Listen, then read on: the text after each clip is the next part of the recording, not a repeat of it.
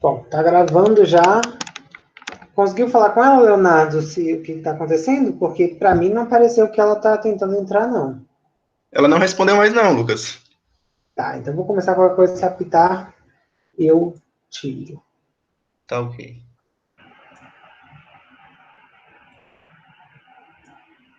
Eita, tenho que pedir para compartilhar na tela, né?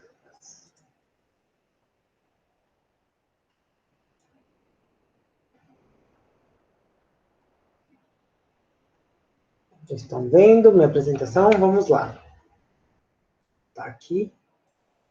Bom, meninos, hoje a gente vai falar sobre o processo de replicação de DNA. Então, a gente já entendeu como era a estrutura do DNA, a gente já entendeu como era a estrutura de um gene, hoje a gente já vai começar a falar de mecanismo, então como que as coisas acontecem neste processo. Bom, a primeira coisa que a gente precisa ver, entender, é que o DNA ele é considerado um dispositivo de armazenamento. Então, hoje a gente considera, a gente entende um pouco mais de tecnologia, a gente fala muito de hard drive, hardware, essas coisas de armazenamento, e basicamente é como se fosse a programação da nossa célula estivesse dentro daquele material genético. Então, a gente viu ao longo das nossas últimas aulas que toda vez que você tem um determinado gene e você precisa daquela informação que está armazenada naquele DNA, a gente faz a transcrição para um RNA e agora aquele RNA é lido em códons e aqueles códons são lidos para a conversão em aminoácidos e o conjunto de aminoácidos vai dar então uma proteína. Qual a grande questão? A grande questão é que toda vez que uma célula for se multiplicar, ela precisa que a informação seja repassada para as células filhas. Ela precisa que a informação se conserve. E se a gente não tivesse esse mecanismo tão efetivo de conservação do material, a gente teria problemas com isso. Eu só vou parar um pouquinho, porque eu esqueci que um aluno meu do estágio de docência vai participar, então deixa eu mandar o link para ele. Eu esqueci totalmente dele. Deixa eu mandar esse link. Deixa eu copiar aqui rapidinho e mandar para ele, porque eu esqueci dele.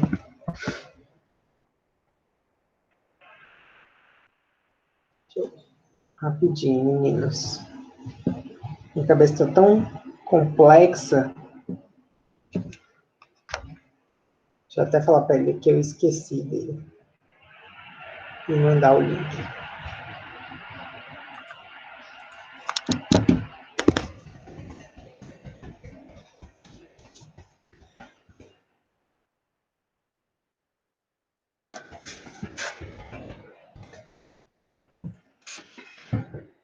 Vou pedir para ele entrar. Larissa respondeu? Alguém sabe se Larissa respondeu?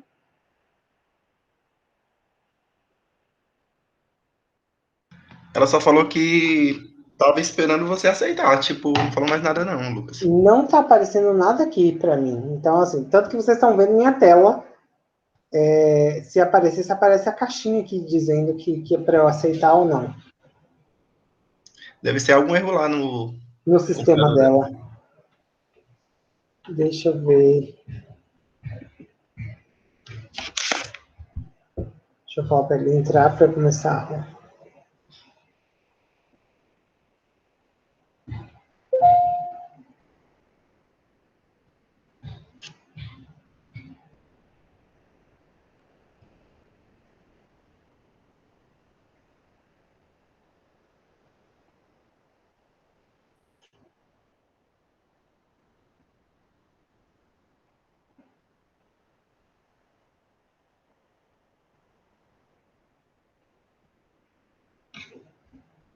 Porque ele está conectando.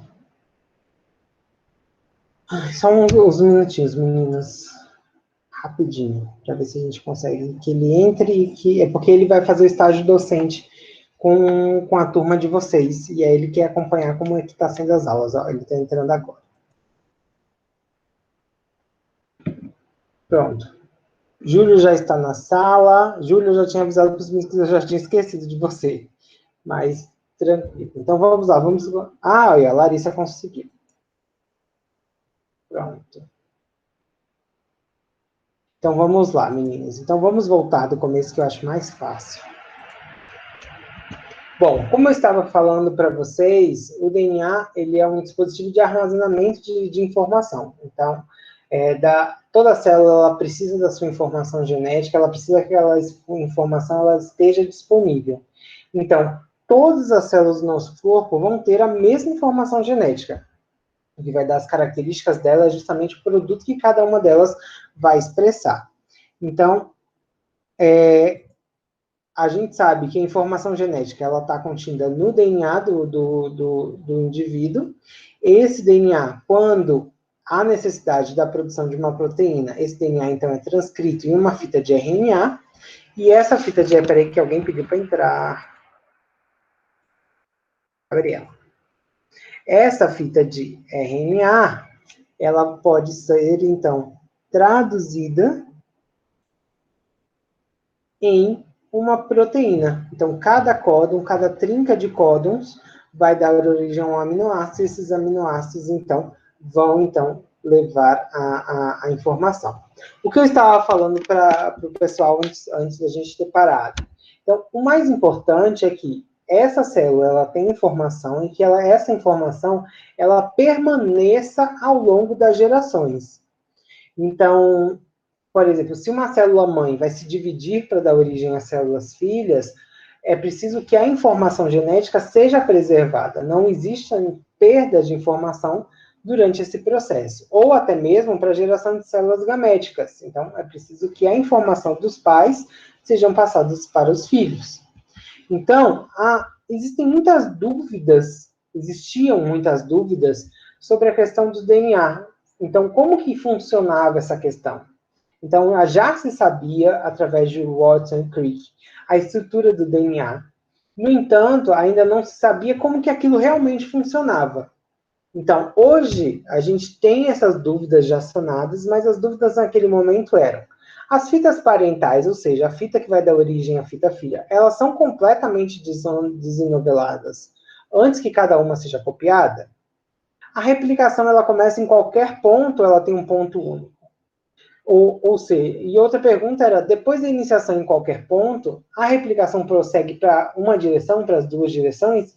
Então, essas eram as dúvidas que existiam. Hoje a gente sabe que a replicação do DNA, ela segue as seguintes regras. Primeiro, é um processo semi-conservativo, que, basicamente, parte da fita filha vem de parte da fita mãe, que eu já vou explicar. A replicação, ela começa em um determinado ponto, que é chamado de origem, e ela normalmente se direciona bidirecionalmente.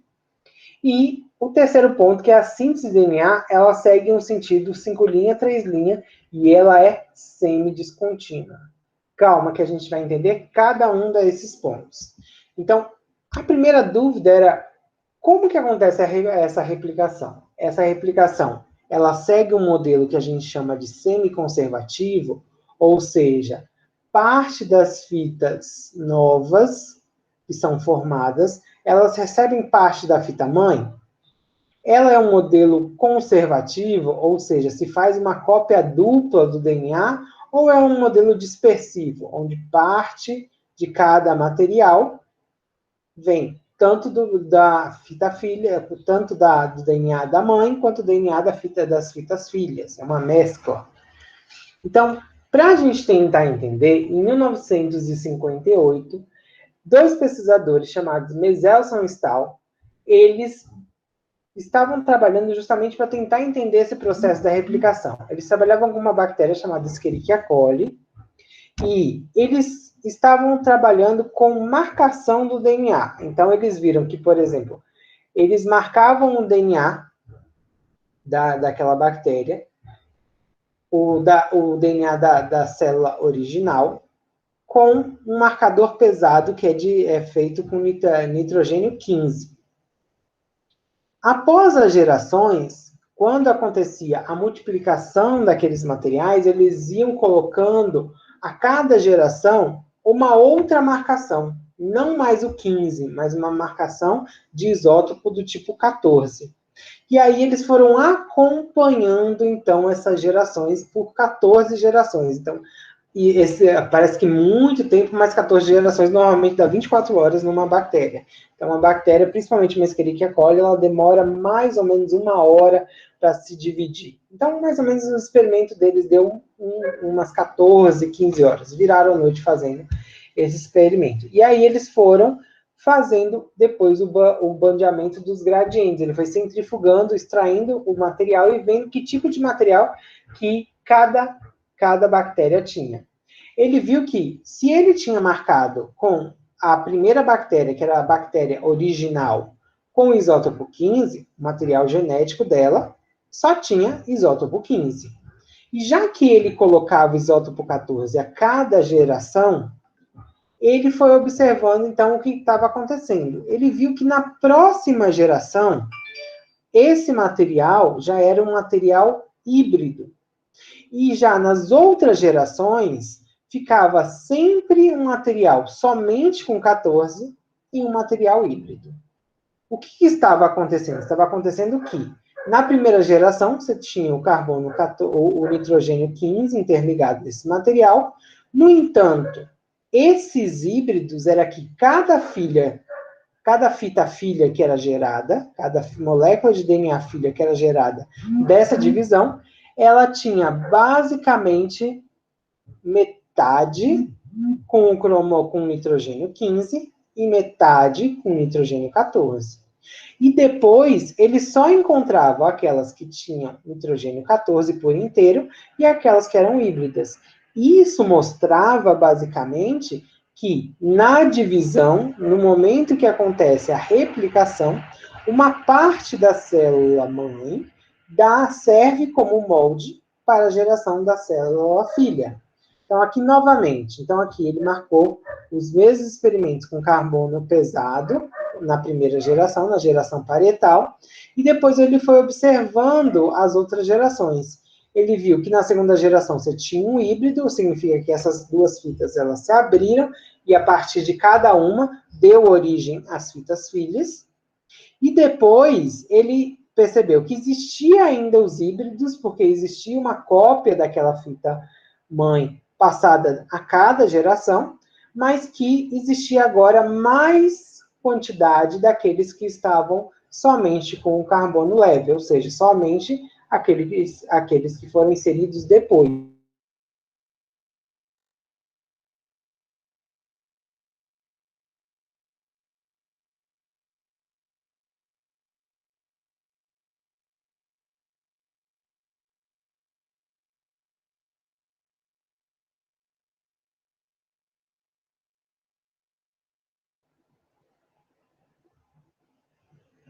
Caí rapidamente, não sei o que aconteceu, de repente minha tela, eu caí.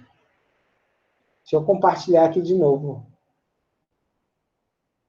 Estranho, parece que aqui caiu em todo canto. Internet do celular, do notebook, eu não sei o que aconteceu, não.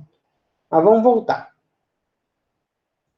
Vocês pegaram essa explicação que eu estava dando? Vocês entenderam esse processo que eu estava explicando, meninos? Lucas? Oi. Poderia explicar novamente, por favor? Posso. Então, aqui. No experimento que eles estavam fazendo, tanto Meselse quanto Stout, o que eles estavam fazendo? Então, a primeira... cadê meu laserzinho aqui, rapidinho? Então, eles usaram dois nitrogênios, dois isótopos. Um pesado, que é o nitrogênio 15, e um leve, que é o nitrogênio 14. O pesado, então, na bactéria parental, ou seja, na bactéria inicial, eles marcaram aquela bactéria com o pesado. E aí, esse pesado está aqui marcado de rosa. A partir do momento que a bactéria se multiplicou, eles começaram a dar isótopos leves. E aí eles viram que, por exemplo, a geração parietal só tinha os isótopos pesados, que foi o que eles tinham dados, e a segunda geração, ela tinha parte do isótopo pesado e parte do isótopo leve. Ou seja, significa que essa dupla fita de mãe, cada uma se separou e cada uma deu base para se formasse as fitas filhas. A partir desse momento, ele continuou dando os isótopos leves.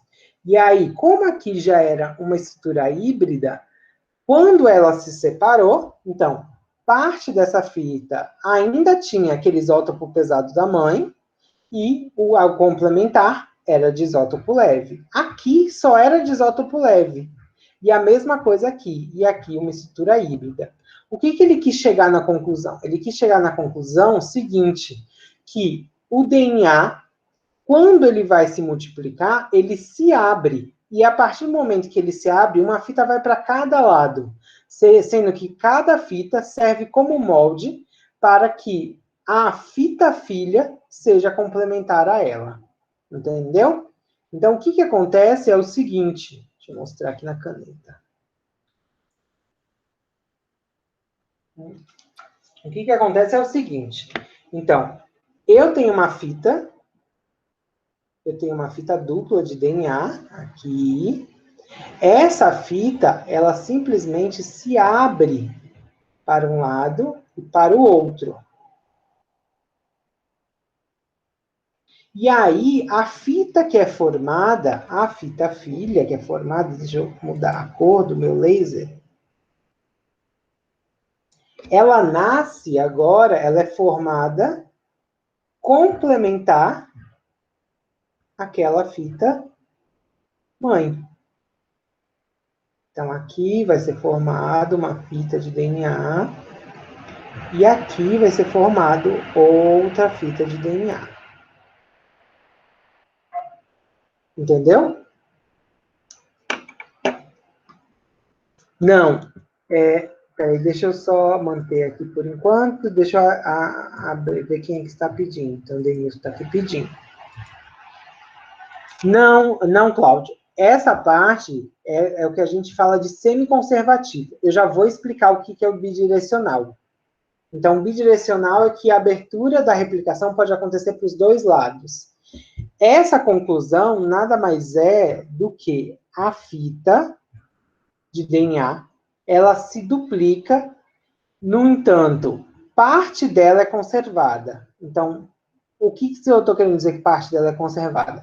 Que essa fita vermelha, ela se abre, sendo que cada uma delas vai servir como molde para que seja formada as duas outras fitas, entendeu?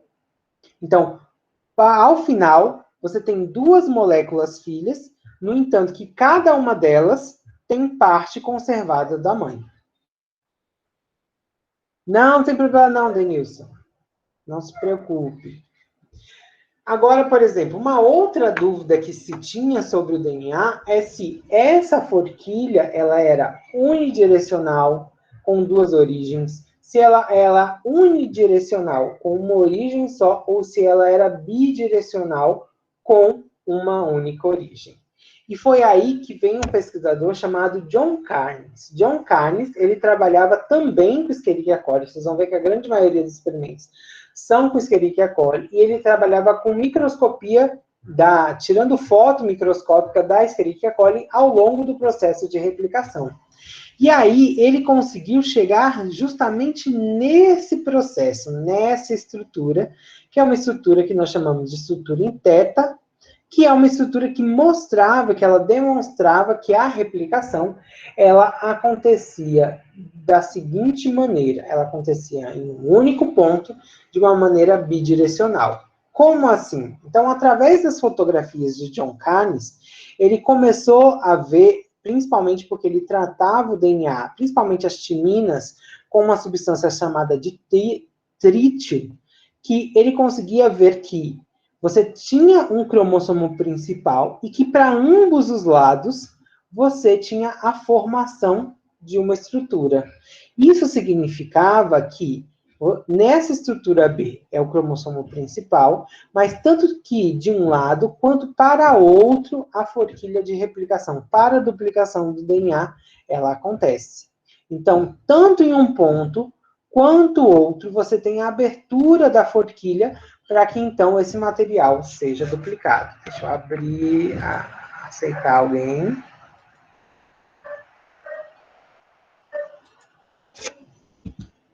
Bom, Então, a gente já sabe que esse processo é um processo semiconservativo, a gente já sabe que essa forquilha de replicação, ela é bidirecional. Então, a gente já sabe que é um processo semiconservativo e bidirecional.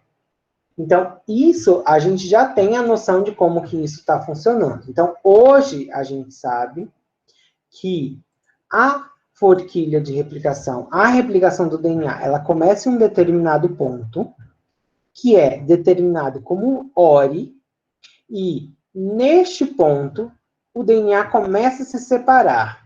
Ao esse DNA começar a se separar, é formado o que nós chamamos de forquilha de replicação. E a partir desse momento, tanto num sentido quanto para o outro sentido, essa duplicação vai acontecendo até chegar o final de todo o cromossomo. Lembrando que, vocês vão ver isso na microbiologia, esse processo, ele é intercalado com a replicação da célula. Então, durante o momento que começa a replicação do DNA, esse DNA começa a se multiplicar e, ao mesmo tempo, vai acontecendo a duplicação, o alongamento da célula bacteriana, para que, uma vez terminada essa replicação, essas células consigam terminar a sua divisão celular e dar origem a duas células, ok? Agora, a gente já sabe que é um processo semiconservativo. A gente já sabe, desculpa, que é um processo bidirecional. Deixa eu só beber uma água, minha garganta está mega seca. A gente já sabe que é um processo semiconservativo.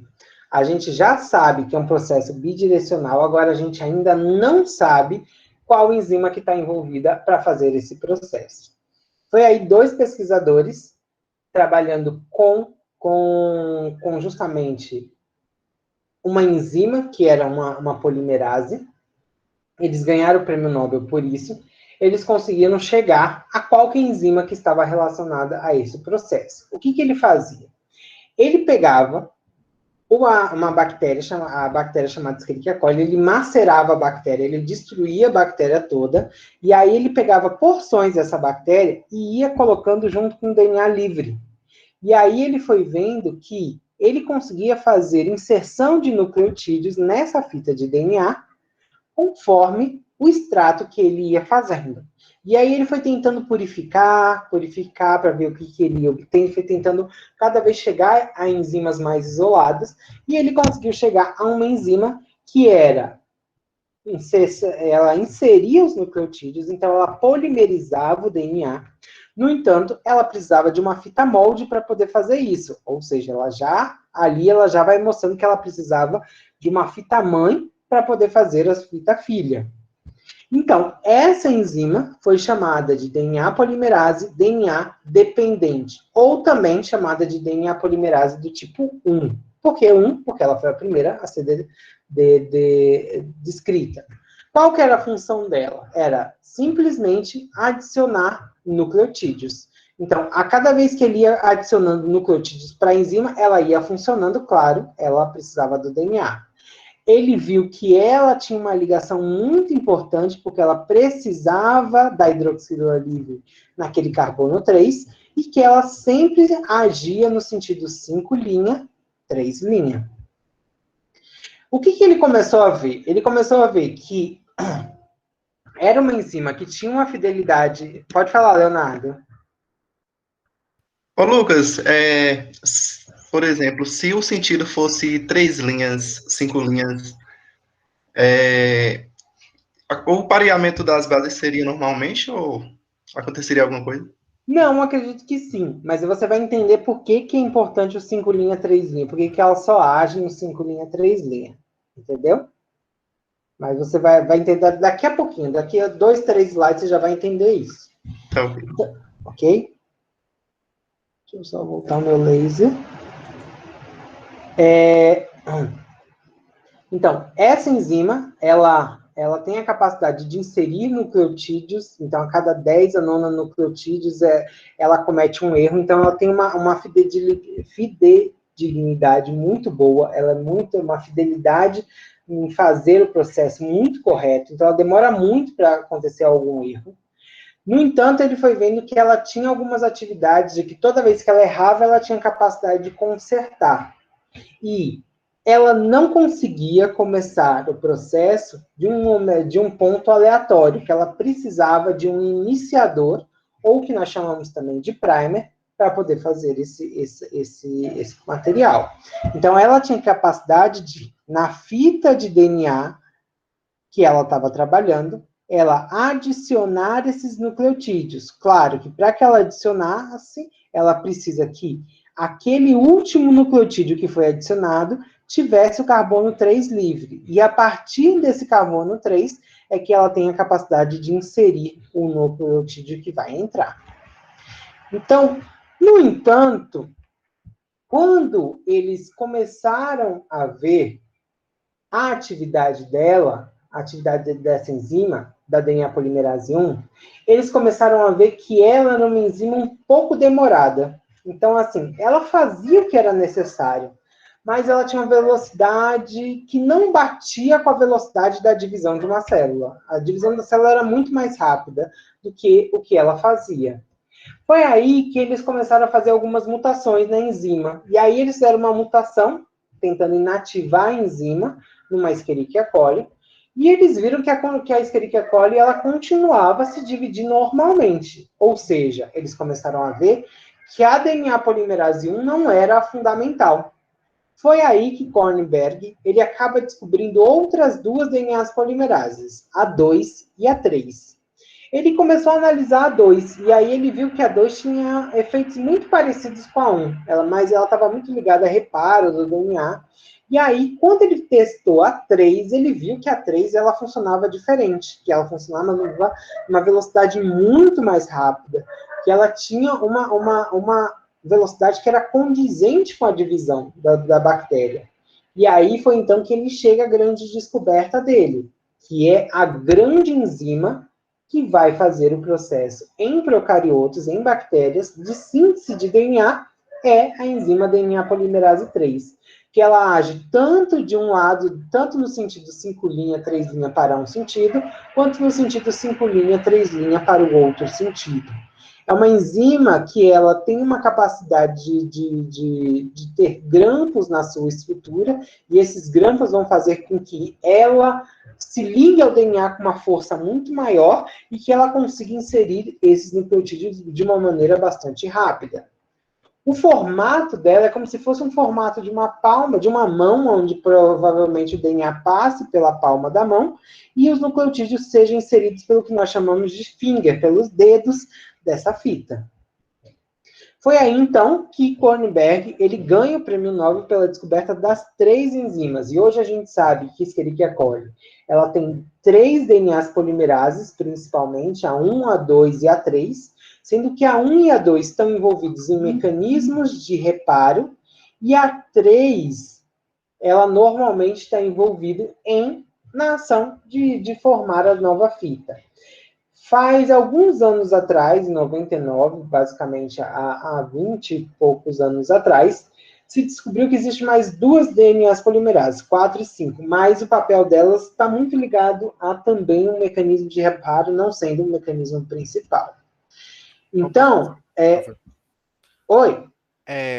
Como que a DNA polimerase busca os nucleotídeos para colocar no DNA? Aqueles nucleotídeos, eles já têm que ter sido sintetizados, entendeu? Mas eles estão ali no meio e ela pega e coloca. Isso, eles têm que estar lá no núcleo já prontos para ela, e ela simplesmente pega eles e vai inserindo na cadeia. Ah, entendi. E quem quebra a ligação de hidrogênio entre os nucleotídeos para ela abrir e colocar? Calma, já vou falar isso. Cenas dos próximos capítulos, ok? Então, como que a DNA polimerase ela trabalha? Então, quais são as regras que a DNA polimerase usa para fazer a inserção dos nucleotídeos? Primeiro, ela precisa de uma fita MOLT. Ela não consegue inserir nucleotídeos se ela não tiver como base. Ela não consegue inserir uma timina aqui se ela não tiver como base que aqui embaixo na fita mãe era uma adenina. Segundo, ela precisa de um iniciador. Como eu falei, ela só consegue colocar esse nucleotídeo se ela tiver a hidroxila livre do nucleotídeo anterior que foi colocado. Mas vocês devem estar perguntando, Lucas, mas a fita já não tem um iniciador. Como é que esse iniciador vai parar aí? Calma, a gente já vai discutir. Então, uma outra coisa é que ela sempre sintetiza no sentido 5' 3'. Por que sentido 5' 3'? Porque este nucleotídeo que vai ser inserido, ele vai ser ligado, ele vai ser inserido justamente no carbono 5' dele que está livre. E ele deixa livre a hidroxila justamente no carbono 3'. Entendeu? Então, como que acontece essa inserção? Então, a gente lembrem do nucleotídeo. O nucleotídeo ele é formado por um açúcar, uma base nitrogenada e 3 fosfatos. A primeira coisa que vai acontecer é o corte de 2 fosfatos. Esses 2 fosfatos são liberados e agora esse fosfato que está no carbono 5' é ligado àquela hidroxila que está no carbono 3'. Por isso, 5' deste para 3' do que vai ser inserido. E, novamente, quem fica livre, carbono 3'. Entenderam? Foi tranquilo? Deu para entender, meninos, essa parte? Então, novamente. Então, ok. Então, aqui eu tenho os meus 3 fosfatos, eles são quebrados, 2 fosfatos são liberados, e agora esse fosfato é adicionado a esse carbono 3' aqui. Ok? Então, qual é o mecanismo? Então, o que a DNA polimerase ela faz? Ela faz justamente o mecanismo catalítico para que ocorra o corte da hidroxila e a ligação do grupo fosfato no carbono anterior, no carbono 3 do nucleotídeo anterior. Então, a enzima, pela presença de magnésio, ela catalisa, então, o corte, liberando esses 2 fosfatos, e agora, esses 2 fosfatos, uma vez liberados, agora, esse nucleotídeo é religado ao nucleotídeo anterior. Você precisa, no ambiente, da presença de magnésio para que isso, então, aconteça. Então, novamente, aqui mostrando. Então, eu tenho um nucleotídeo, que ele tem os 3 fosfatos. A primeira coisa que acontece é a ligação das bases nitrogenadas. Então, se eu tenho uma guanina, para que ocorra toda a ligação, é preciso que na frente dela se ligue uma citosina. Uma vez essa citosina ela ligada, agora a DNA polimerase faz o corte e faz a ligação entre os açúcares. Então, aqui novamente, mostrando. Então, se aqui eu tenho uma citosina, basicamente vai vir aqui uma guanina. Essa guanina reconhece essa citosina pelas pontes de hidrogênio e uma vez essa citosina sendo reconhecida, agora vai acontecer o corte dos 3 fosfatos. 2 fosfatos são liberados e nós chamamos esses 2 fosfatos liberados de pirofosfatos.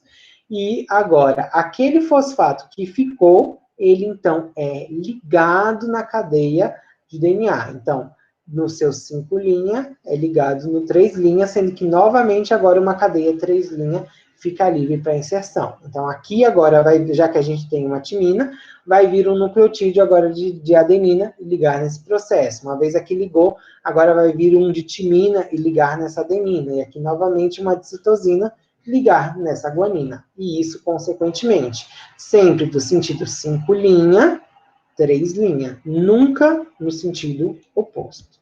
Ok? Então, aqui uma animaçãozinha que ele mostra, peraí que ela demora um pouquinho aqui, ó. O fosfato sendo quebrado, sendo liberado, e a inserção daquele nucleotídeo naquela cadeia. Então, novamente, ele vai mostrar esse processo. Então, o fosfato chega, ele é quebrado, e o nucleotídeo, então, é inserido naquele local. Ok?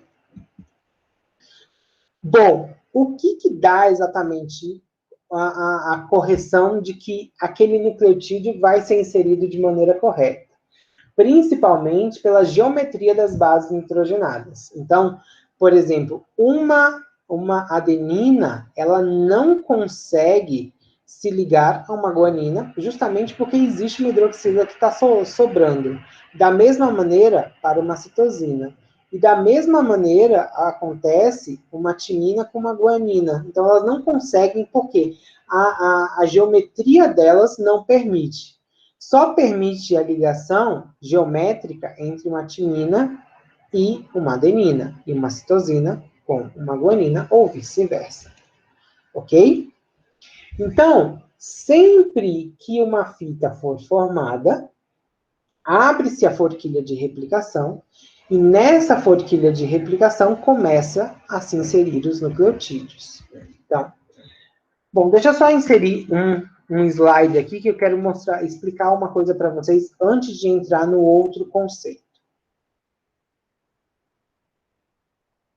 Então, aqui no slide branco. Então, vamos lá. Se vocês observarem, deixa eu colocar primeiro em lápis aqui. Um pouquinho está em laser, deixa eu mudar para uma caneta. Então, se vocês observarem, a fita de DNA, ela é uma fita, uma dupla fita. Eita, peraí que eu fiz besteira. Deixa eu apagar aqui.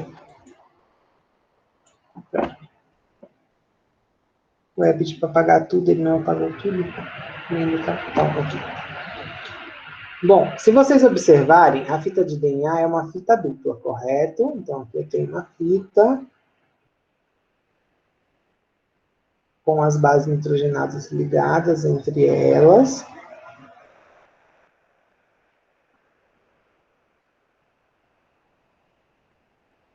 Quando acontece o início da... Eu não sei o que está acontecendo, eu acho que eu estou batendo o dedo aqui. Deixa eu apagar aqui. Quando acontece o início da replicação de DNA, essa fita aqui, ela vai se abrir. Eita, eu acho que estou batendo o dedo em alguma coisa. Ela vai se abrir.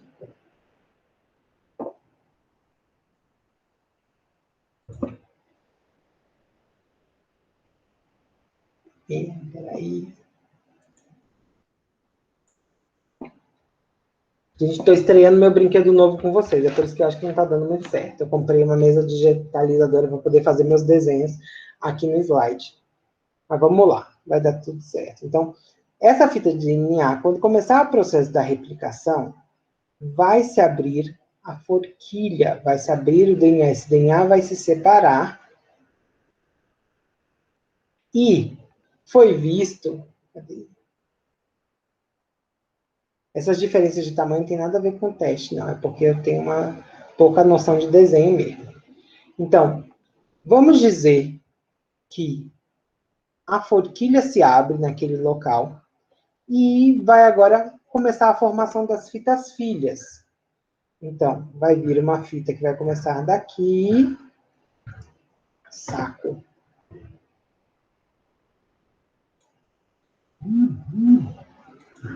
Tenham paciência, meninos, porque eu estou começando. Então, vai ter uma fita que vai começar deste ponto e vai seguir para cá. A outra fita vai começar deste ponto, deixa eu só mudar de cor, e vai seguir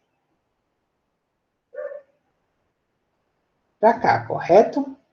Como eu falei para vocês, a forquilha ela é bidirecional, mas vamos fingir que ela está abrindo só para um canto. Vamos fingir que ela só está abrindo para o lado direito. Então, aqui eu tenho novamente a minha forquilha.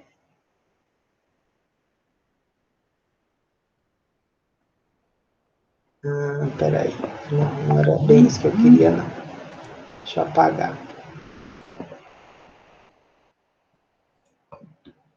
Vamos dizer que minha forquilha está abrindo para o sentido direito, que era o que eu queria explicar.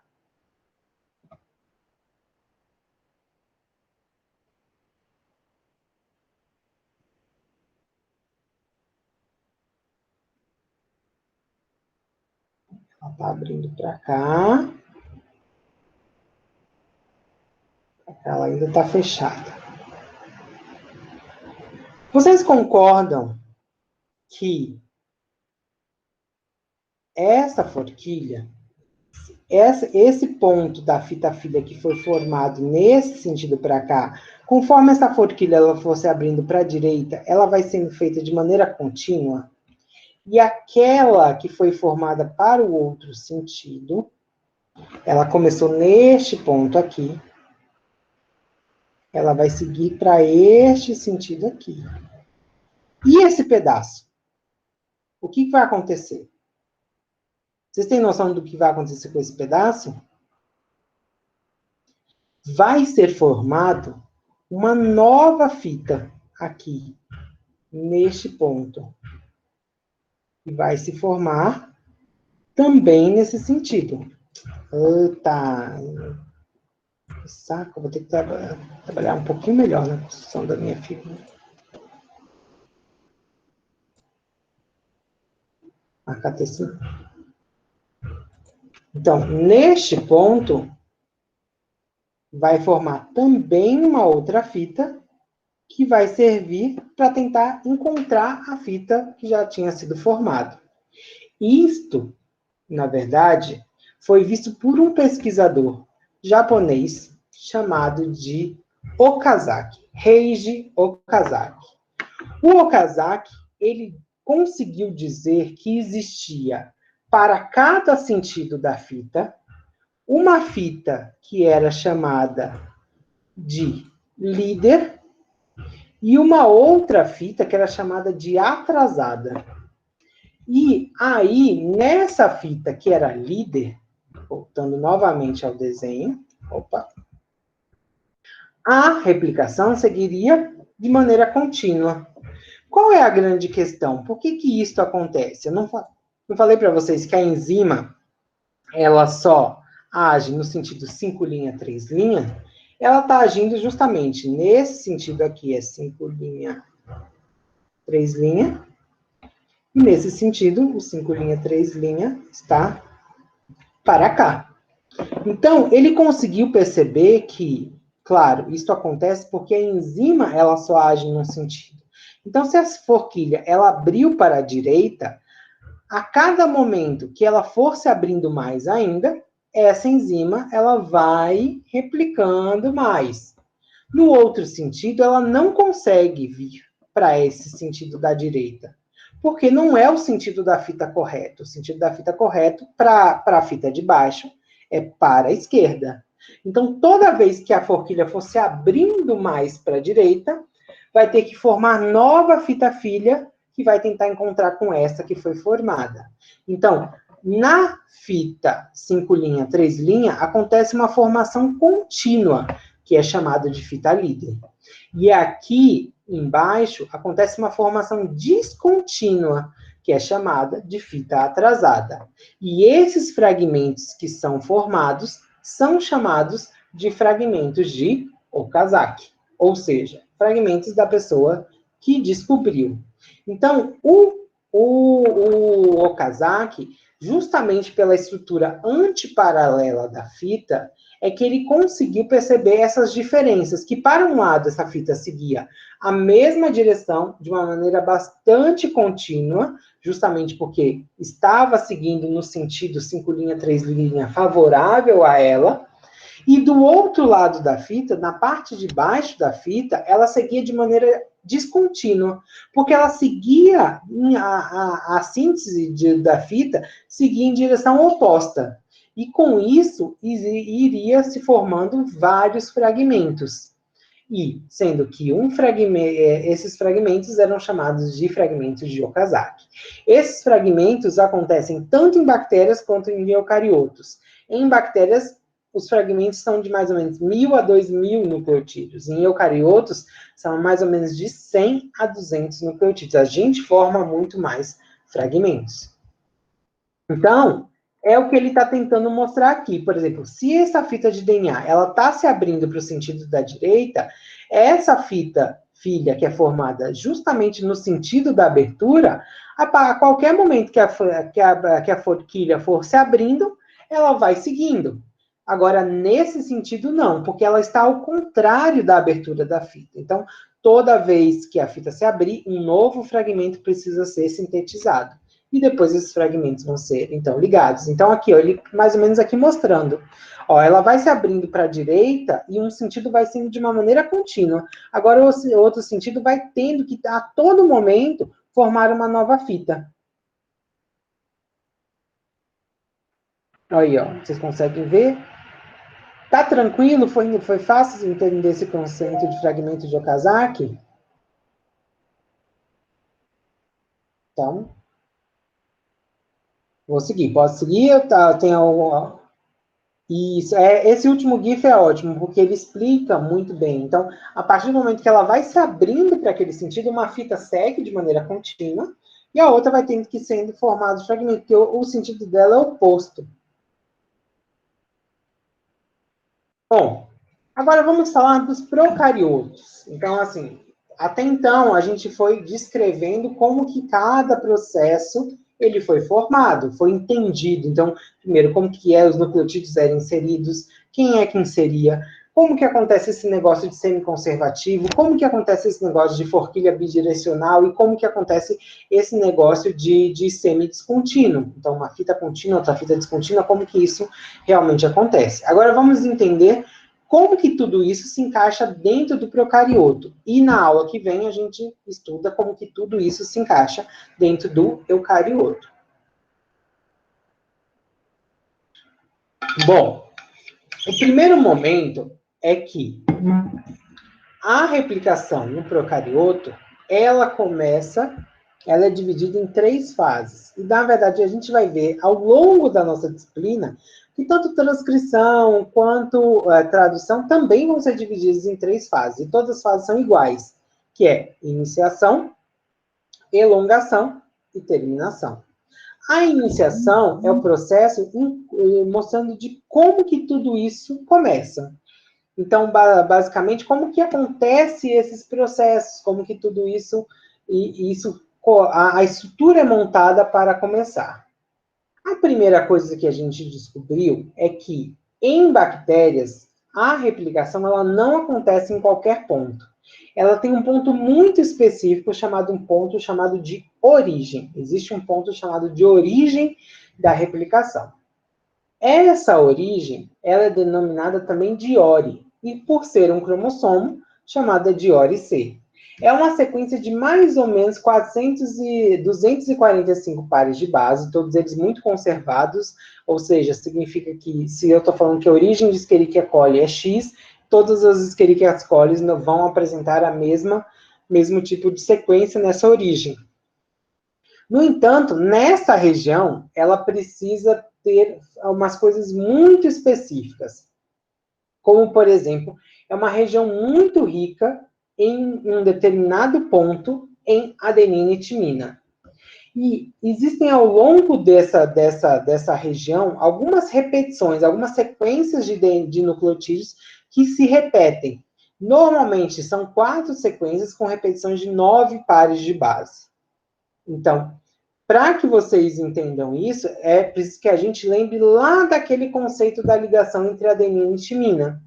A adenina e timina, elas têm quantas pontes de hidrogênio para se ligar? Apenas 2. É diferente da guanina e da citosina, que vão apresentar 3. Ou seja, a ligação entre adenina e timina é menos estável do que a ligação entre guanina e citosina. Ou seja, significa que nesta região, essas 3 repetições ricas em adenina e timina vão fazer com que mais facilmente essas fitas se separem, ok? Como que se dá esse processo? Então, esse processo se dá numa região chamada de origem.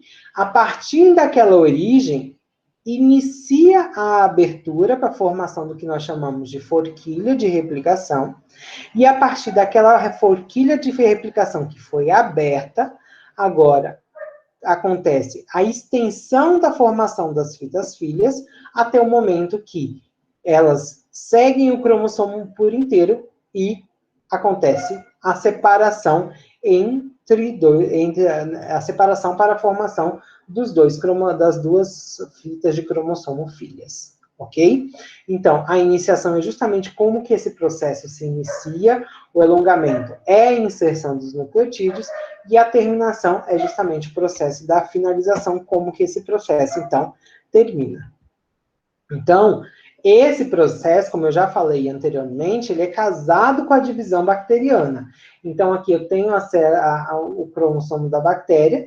Naquele ponto aqui vai começar a origem da replicação. Uma vez essa replicação acontecendo, cada célula filha vai receber uma cópia do cromossomo e a célula, então, ela se divide. Agora, vamos entender esta região da origem. Então, uma das coisas muito específicas é que esta região, ela tem 13 pares de base que são repetidos numa região, num ponto, e ao longo dela, você vai tendo repetições de 9 nucleotídeos, que também são ricos em timina e adenina. Então, a presença de timina e adenina nessa região é muito alta. Então, o que vai acontecer? Uma série de proteínas que vão estar envolvidas nesse processo vão agir. Uma delas é a DNA, que ela reconhece e ela ajuda a abertura da fita no sítio específico. Outra enzima é a helicase, que ela normalmente desenrola e corta e abre essas fitas. Outra enzima muito importante é a primase. Então, lembre-se que eu falei para vocês que o DNA, a DNA polimerase, ela não consegue começar sozinho. Então, essa primase, ela vai colocar alguns iniciadores, alguns nucleotídeos que vão servir como base para a DNA polimerase começar. Outras enzimas também, como SSB, como girase e dametilase, vão ser enzimas muito importantes também para o processo. E como que elas são importantes? Primeiro, como eu já falei para vocês, naquela região inicial, que é chamada de origem, que fica neste ponto, existem essas regiões específicas, ricas em timinas e adeninas, porque timina e adenina têm uma facilidade melhor de se romper. A primeira coisa que vai acontecer é que essas regiões aqui, elas vão sofrer uma metilação através de uma enzima chamada dammetilase. Então, esta enzima aqui. Então, as dametilases, elas metilam essas regiões. O que faz com que aconteça essa metilação? Essa metilação vai servir para ancorar a fita de DNA lá na membrana plasmática. Por quê? Porque ao longo do momento que a DNA, a célula bacteriana for se dividindo, ela vai levando justamente, separando as fitas filhas. Além disto, esta outra região vai servir para a ligação de uma outra proteína chamada de DNA. A DNA, ela vai fazer o seguinte processo. Ela vai pegar a fita de DNA, então aqui estou mostrando, por exemplo, o cabo do meu fone. Então, ela vai pegar a fita do DNA e ela vai ligar nessa fita do DNA e vai puxar, ela vai tracionar a fita de DNA. Uma vez essa tração acontecendo, então, ela aqui, ó, aqui você tem a repetição do DNA, você tem essas enzimas que são a DNA, várias cópias dela vão se ligar nessa fita e vão dobrar a fita, ela vai fazer uma volta na fita do DNA. E ao fazer uma volta, ela causa uma tensão muito grande neste ponto amarelo aqui. E através desse ponto amarelo é que você tem a primeira abertura da fita. E a partir daí, algumas enzimas, que vão ser chamadas de helicase, elas vão desenobelar para que forme exatamente a forquilha de replicação. Então, vamos lá novamente para um desenho. Então, aqui em cima, deixa eu colocar em preto, que eu prefiro. Então, aqui em cima, lembre-se que eu falei para vocês que o DNA bacteriano, ele é super enovelado, correto? Então, aqui em cima, eu tenho a formação do meu DNA enovelado. A primeira coisa que precisa acontecer é que este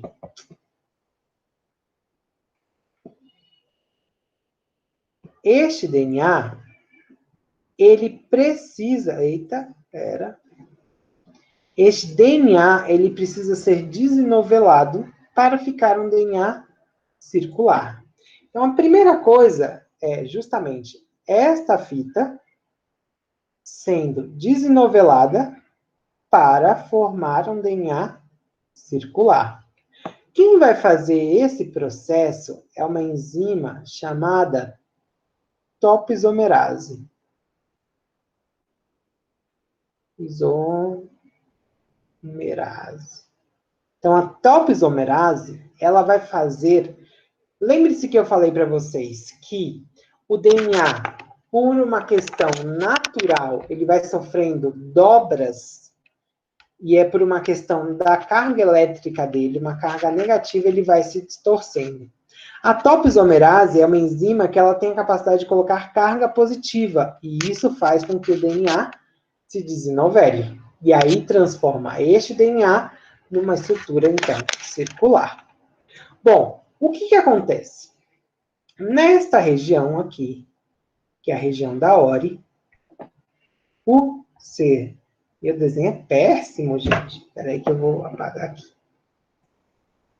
Eu vou treinar, prometo para vocês que na próxima aula eu já vou vir treinado com esses desenhos para ficar mais expert. Então, nessa região, é a região que nós chamamos... Eita, peraí que eu coloquei. Será... Ctrl Z, será que apaga? Vou fazer um teste, espera aí.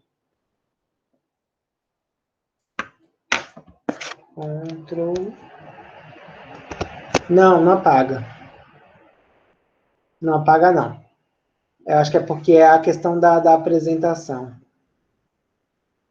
Então, essa região aqui... Eita.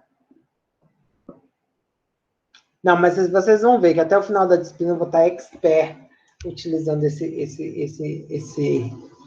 essa mesa digitalizadora. Então, essa região... Que saco! Vou falar uns palavrões, não se preocupe, que até eu aprender, eu vou falar uns bons palavrões aqui. Eu acho que é a posição que a mesa está. Deixa eu colocar meu notebook um pouquinho mais para trás e colocar a mesa digitalizadora aqui na minha frente. Então, porque na engenharia genética hoje estava dando super certinho.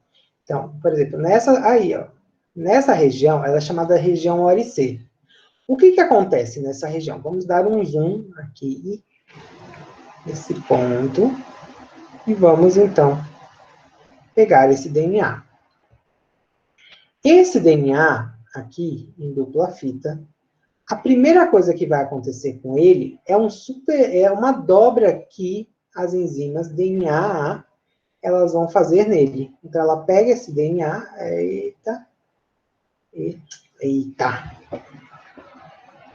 ela pega esse DNA, vou apagar aqui, é mais fácil.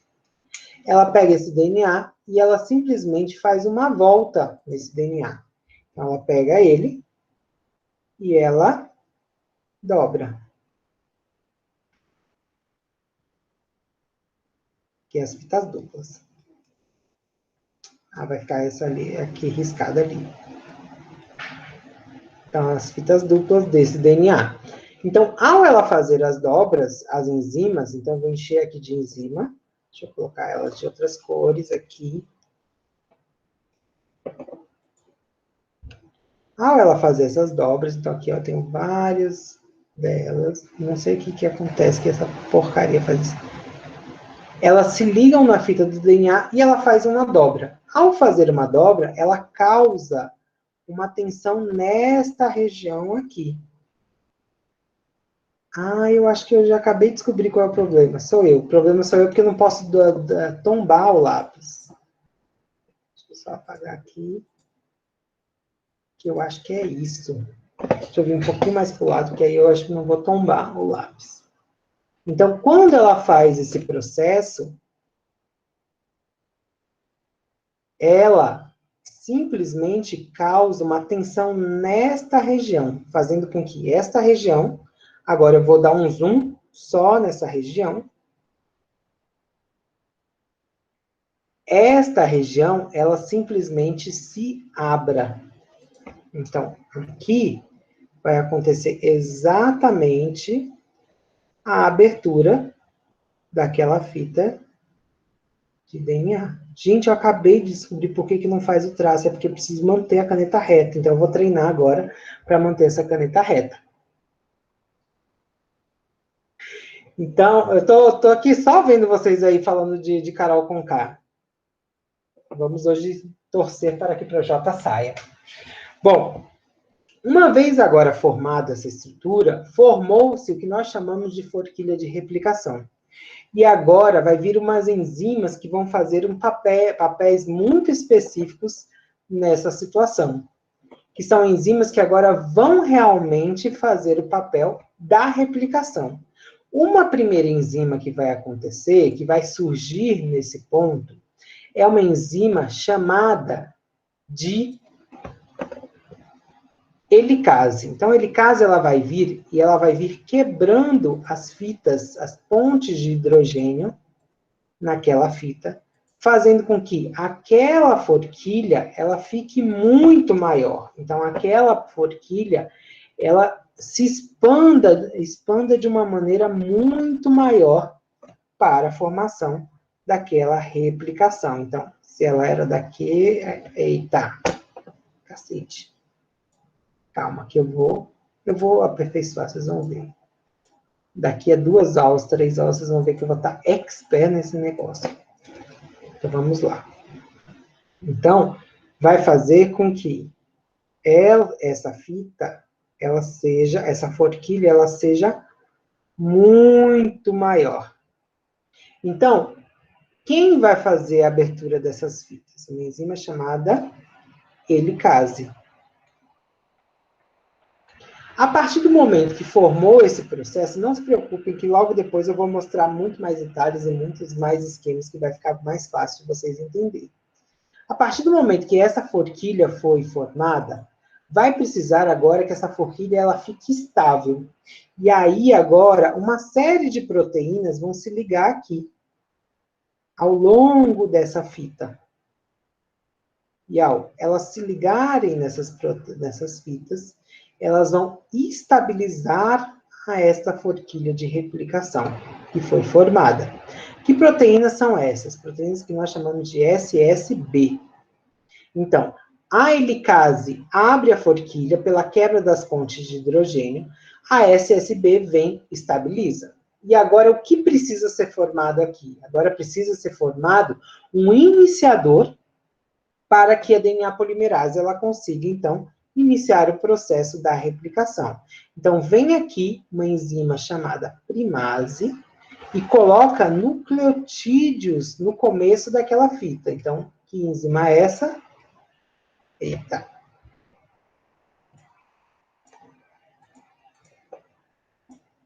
Essa enzima é a primase. Então, a primase, ela vem aqui.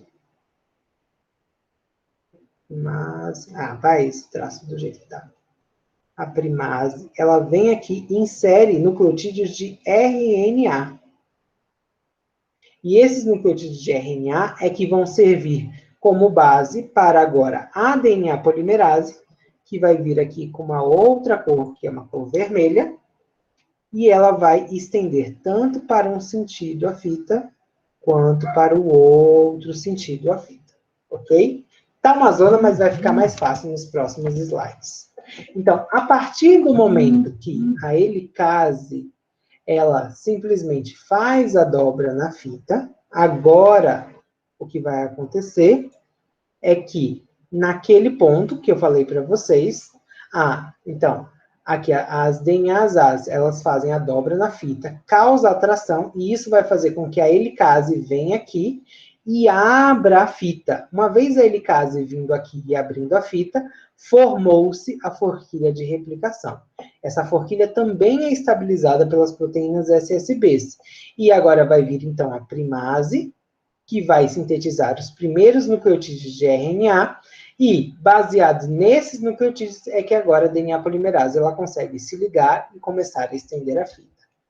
Então, as enzimas que estão envolvidas nos processos da replicação são justamente a girase, que a gente também chama de topoisomerase, que é ela que vai fazer justamente esse processo de desanovelamento, a helicase, que vai abrir a forquilha de replicação, proteína SSB, que vai estabilizar, DNA polimerase, primase, que é ela que vai colocar os nucleotídeos iniciais, e a ligase, que daqui a pouco eu vou falar para que ela serve. Então, vamos falar um pouquinho de cada uma delas, depois a gente vai falando exatamente como que está o processo.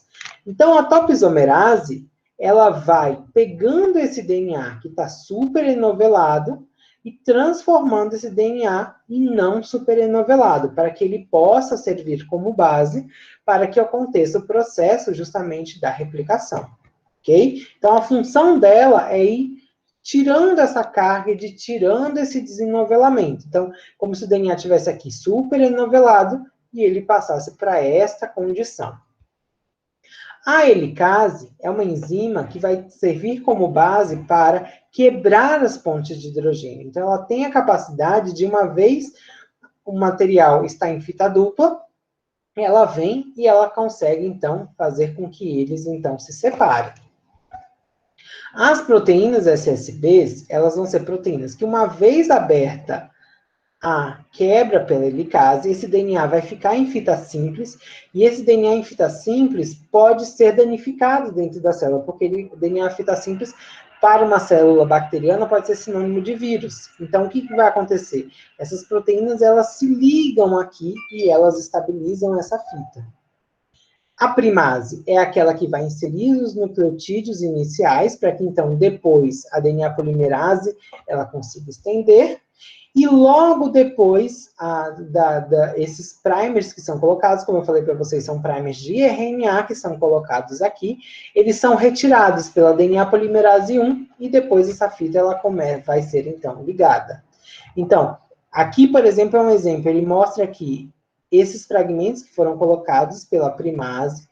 Logo depois que a fita é estendida, a DNA polimerase, ela vem aqui, retira esse fragmento, então você pode ver que eles já não estão mais aqui, e depois vai vir uma enzima ligase, que vai, então, ligar aqueles fragmentos de Okazaki que foram, então, formados. Então, a ligase, ela tem justamente como função unificar as bases nitrogenadas aos nucleotídeos que estão em aberto ao longo da fita. Vou mostrar para vocês mais ou menos um esquema, um desenho. Eu acho que ele vai ficar um pouquinho mais fácil. Então, a helicase, se ela recebe a ajuda da girase, mais ou menos, porque a helicase, ela só consegue fazer, na verdade, quem recebe ajuda é a DNA. Então, a DNA, ela só consegue se ligar se a fita estiver linear. Então, a girase transformou a fita ela em inglês, esses nomes mudam, algumas coisas mudam. Então, por exemplo, a SSB, ela vira proteína ligadora de DNA em português. O restante não, o restante fica igual, ligase, DNA polimerase, essas coisas. Mas voltando ao que o Leonardo perguntou. Então, Leonardo, a topoisomerase, a girase, ela serve para desenovelar a fita. E ao desenovelar a fita é que a DNA consegue fazer a volta. E a DNA fazendo a volta é aí que, então, a helicase, então, ela consegue quebrar as pontes de hidrogênio. Então, aqui eu vou mostrar para vocês um esquema, mais ou menos um desenho, mostrando um pouquinho como que se dá esse processo. Então, é como se a helicase viesse aqui abrindo essa fita. Então, essa fita aqui foi aberta. Então, aqui eu tenho a proteína ligadora de DNA e a helicase. Então, aqui uma em roxo, a outra em verde. Então, a partir do momento que a helicase abre a fita, a SSB começa a se ligar nesse processo. Então, uma vez essa forquilha já aberta, aqui eu já tenho uma primase. Essa primase, ela já vai inserindo os primeiros nucleotídeos, para que, a partir desses nucleotídeos, essa em azul, que é a DNA polimerase 3, ela consiga estender a fita. Vocês concordam que a forquilha está abrindo para o sentido da esquerda e a parte de baixo deveria ir para a direita? Então, já que acontece isso, então a DNA primase novamente insere um novo nucleotídeo. Então, ela já inseriu aqui em cima, agora ela insere aqui embaixo, para que a DNA polimerase consiga estender para o sentido da direita. Então, no sentido de cima, como é o sentido que é o sentido da enzima, ele vai acontecendo de maneira contínua. Agora, no outro sentido, novamente, o nucleotídeo de RNA precisa ser inserido pela primase, e agora a DNA polimerase, ela vem e fecha. Então, aqui, se vocês observarem, na parte de cima, isso foi feito totalmente de uma maneira contínua. Aqui foi feito de maneira descontínua. Foi formado 2 fragmentos. Um fragmento aqui e outro fragmento aqui. Esses fragmentos é que são chamados fragmentos de Okazaki. E aí, agora, vai vir a DNA polimerase 1. Lembre-se que eu falei para vocês que existem 3 DNAs polimerases. A que faz a extensão da fita nesse processo aqui é a DNA polimerase 3. E depois se descobriu que a DNA polimerase 1 ela tinha a capacidade de retirar o que foi feito de RNA e colocar em DNA. E agora, aqui, ó, ela vai retirar esse outro fragmento também. E agora vai vir uma enzima chamada de ligase, que simplesmente vão ligar os fragmentos que forem então formados. Então, ela liga aqui, e ela liga aqui, e agora você tem 2 fitas por inteiro formadas. Então, novamente, vamos voltar todo o processo. A primeira coisa, você já teve a DNA ligando, formou aquelas dobras. Primeira coisa, você já teve a topoisomerase tirando o superenovelamento. Você já teve a DNA se ligando naquele DNA, fazendo aquela volta, e por causa daquela volta, forma-se uma tensão que faz com que agora a helicase, ela venha então naquele processo. Então, ela vem e quebra as pontes de hidrogênio, fazendo com que ocorra a abertura da fita. Ocorreu a abertura da fita, a primeira enzima que vai vir é a enzima primase, porque ela vai inserir nucleotídeos de RNA naquele ponto, para que, a partir desses nucleotídeos, como eu falei para você, que a DNA polimerase ela não consegue, por si só, estender a fita, a partir daqueles nucleotídeos de RNA, agora a DNA polimerase passa a estender a fita, para um sentido, e para o outro sentido também, porque, novamente, na fita de baixo, vai ser inserido fragmentos de primers, pela primase, e a DNA polimerase vai estender. Então, em um sentido vai seguir de maneira contínua, enquanto no outro sentido, novamente, a primase vai ter que estender os primers de RNA, para que, então, a DNA polimerase, então, ela feche. Então, em um sentido, você tem ela de maneira contínua, e no outro sentido, você tem de maneira descontínua. Aqui, nessas fitas, existem 2 problemas. Primeiro, o primeiro problema, existe nucleotídeos de RNA que não podem estar aqui. Então, esses nucleotídeos foram inseridos pela primase para servir como molde para começar a fita, pela DNA polimerase. Então, agora, a DNA polimerase 1 vem e retira e coloca DNA no lugar, mas os fragmentos, eles ainda permaneceram. Então, aqui eu tenho fragmentos, aqui nessa região, aqui eu tenho também fragmentos nessa região, e esses fragmentos precisam ser ligados. Quem que vai ligar? DNA ligase. Então, ela vem aqui e fecha esses fragmentos, fazendo com que agora eu tenha 2 fitas íntegras, ok? Então, novamente falando, então, aquela questão do semidiscontínuo. Enquanto uma fita segue o sentido contínuo, porque é o sentido da DNA polimerase 3, a outra vai ter que a todo momento formar nucleotídeos pela ligase, que a partir desses nucleotídeos a DNA polimerase ela consiga estender. Logo depois, esses nucleotídeos, então, são fechados pela ligase. Então, aqui, novamente mostrando, nesse caso agora, a fita contínua é a fita de baixo. Então, a DNA polimerase, ela vai estendendo à medida que a fita, ela for se abrindo de uma maneira contínua. No entanto, na fita de cima, a todo momento, a DNA primase vai tendo que colocar esses nucleotídeos e estender. Coloca o nucleotídeo e estende para o outro sentido. Coloca o nucleotídeo e estende.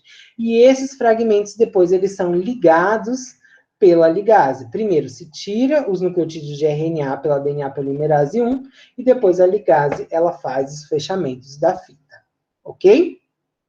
Bom, a gente sabe já que esta fita começou a replicação começou nesta região da origem.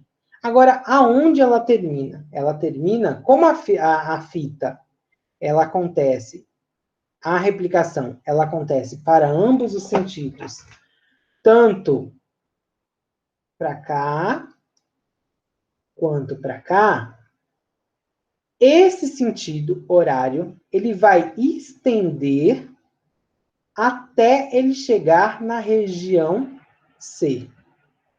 Este sentido anti-horário, ele vai estender até chegar na região A. E aí, logo depois, estas duas regiões, elas se encontram, uma parte delas é deletada e todo o cromossomo, então, é fechado. Após isso, vai ter o desligamento da fita pela DNA polimerase, e isso principalmente pela ação das topoisomerases, que vão deixar de produzir. Quem faz esse controle? Em que momento que para e que momento que não para? Umas proteínas que são chamadas de proteínas TUS. Elas vão freando a partir do momento que esta que está no sentido anti-horário começar a passar nessa região G, E, B e C, elas vão freando até que ela pare na região A. No sentido horário, elas vão freando na região E, D, A, e ela para quando chegar na região C. Entendeu? Então, dessa maneira, a fita de DNA inteiramente ela é amplificada. Bom, esse agora assunto é da nossa próxima aula, como que acontece a replicação em eucariotos. Tudo isso que eu falei é de procariotos. Ficou alguma dúvida, meninos, que eu vou e repito, eu volto em determinado ponto que vocês tiverem dúvidas. Tá tranquilo, não tá tranquilo? Houve dúvidas, não houve dúvidas? Não quero que vocês saiam com dúvidas daqui.